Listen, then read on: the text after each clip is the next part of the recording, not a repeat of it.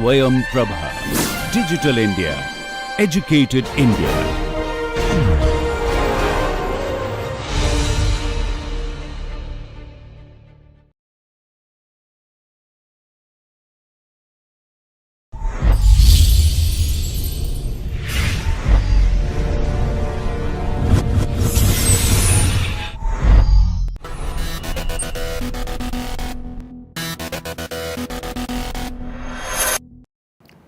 In part 2, we will get some more details about this Reynolds average Navier-Stokes equations and Reynolds test terms.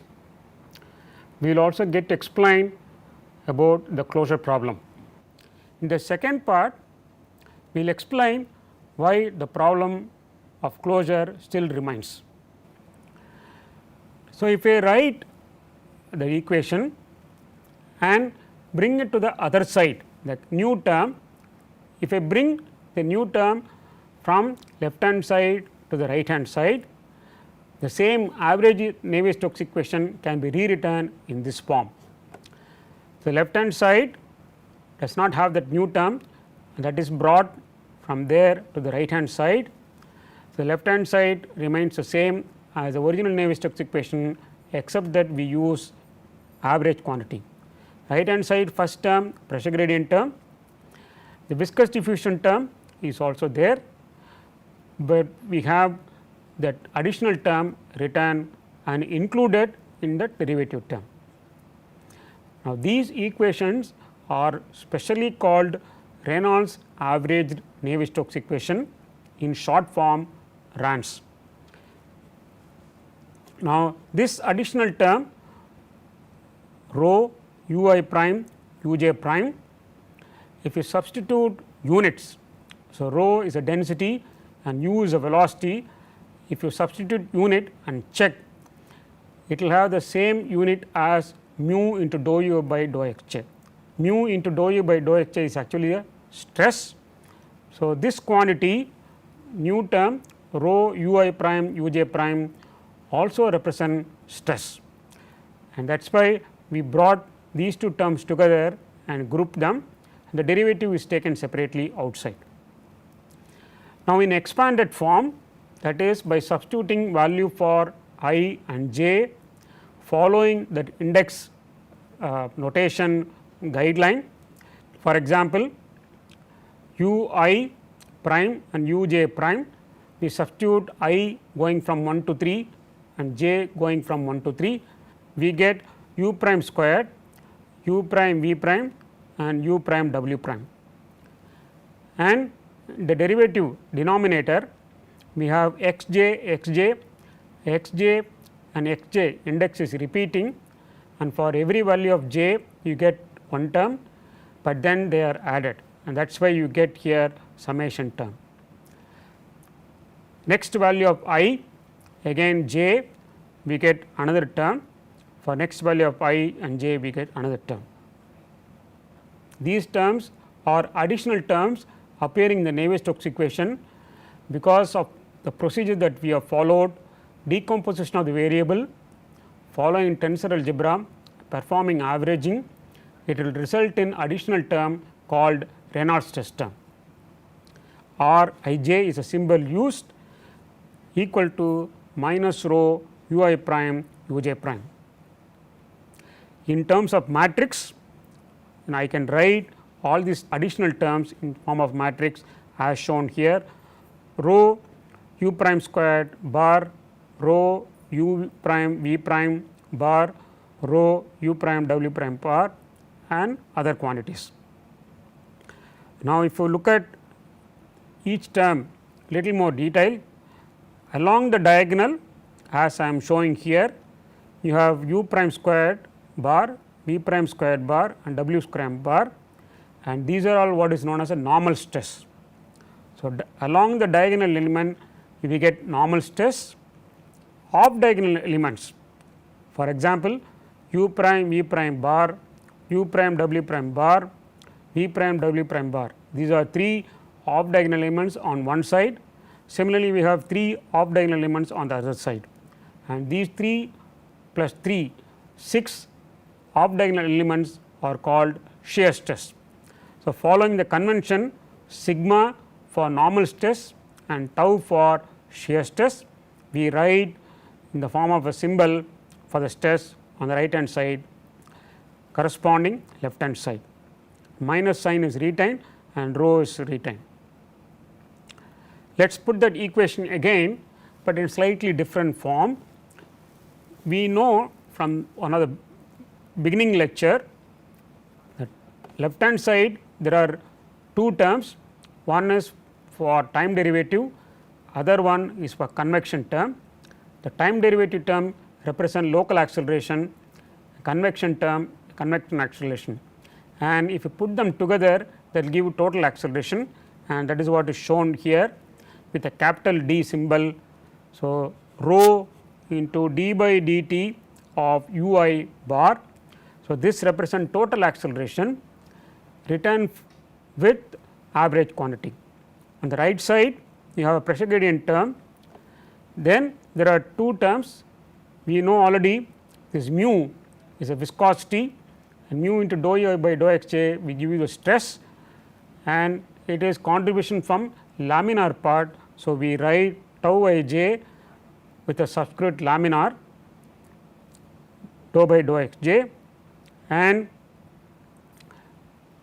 the second part we use again the same letter symbol tau for stress, but it is for turbulent flow. So, we have dou by dou xj of tau ij with a subscript turbulent.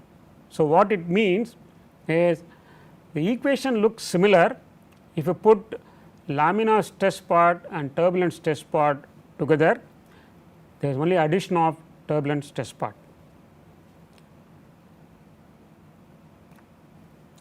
And task of turbulence modeling is to model these additional stress term, that is rho ui prime uj prime bar.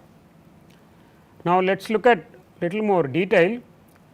We already mentioned turbulent flow exhibits fluctuations both in time as well as in space, and it is quite random. That means it is difficult to predict what the fluctuation will be either at the next instant of time or at the next spatial location.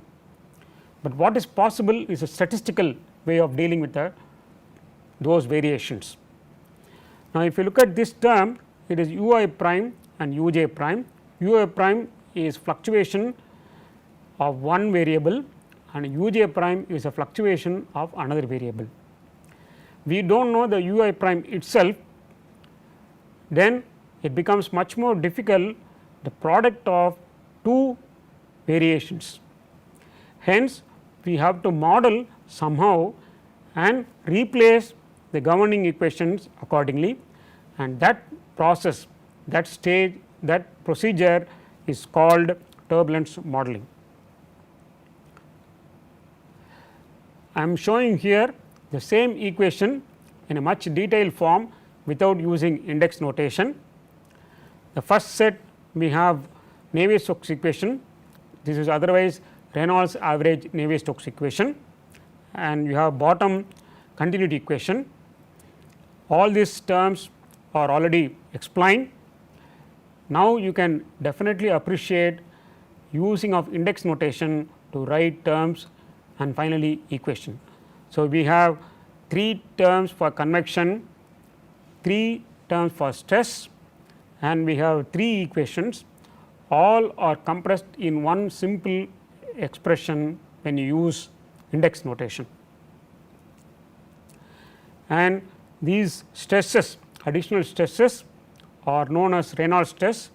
They are also written in matrix form, and we already mentioned elements along the diagonal, that is u prime squared bar, v prime squared bar, w prime squared bar, they are all normal stress, and off diagonal elements are shear stress. And we write again that equation. Now, you appreciate difference between writing the index notation and in expanded form of writing equation. So, we write here again the Navier-Stokes equation obtained for turbulent flows as shown here. We will try to get some more explanation. we rewrite this equation in the form as shown here, minus 1 upon rho dou by dou x j p bar delta I j, this is a Kronecker delta, plus mu into dou u I bar by dou x j plus dou u j bar by dou x I minus rho u I prime u j prime bar. We identify the terms as 1, 2, 3 inside the bracket. Let us get explanation of those 3 terms. The first term represent mean pressure stress. The second term is because of the laminar viscosity, that is a dynamic viscosity mu. So, it is called mean viscous stress tensor.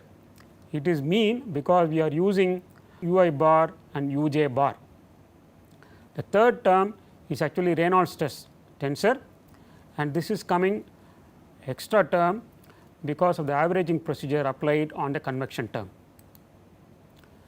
If the modulus of the Reynolds stress term, that is u I prime u j prime bar modulus rho, is much greater than the laminar stress part, then that actually is the region of turbulent flow. In other words, in fully developed turbulence at large RE, the role of viscous stress is negligible when compared to the role played by Reynolds stress. Let us try to understand what is the meaning of closure problem. So, in the original setup, we have continuity equation 1 equation and Navier-Stokes equation 3 equations, and there are 4 variables, that is u, v, w each velocity component, and pressure is additional term. So, there are 4 variables and we have 4 equations. Number of equations equal to number of variables is satisfied. In equation for turbulent flow, we just now learned you have still 4 basic variables, that is 3 mean velocity and mean pressure. In addition, we have 6 Reynolds stress term, but number of equation remains as 4 still. Hence, condition that number of variables equal to number of equation is not satisfied, and this results in well known problem called closure problem. That is, we have more variables. In turbulent flow, you have 10 variables, that is 4 primary variables, mean velocity 3, pressure 1 and 6 additional stresses. So, we have 10 variables, whereas number of equations available are only 4, that is 3 momentum equation and 1 continuity equation.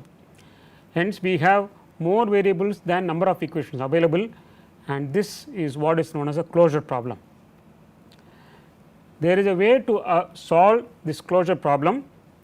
Either you can get additional equations for each of those stresses, or suitably replace the unknown variables in terms of known variable, hence number of unknown variables gets reduced.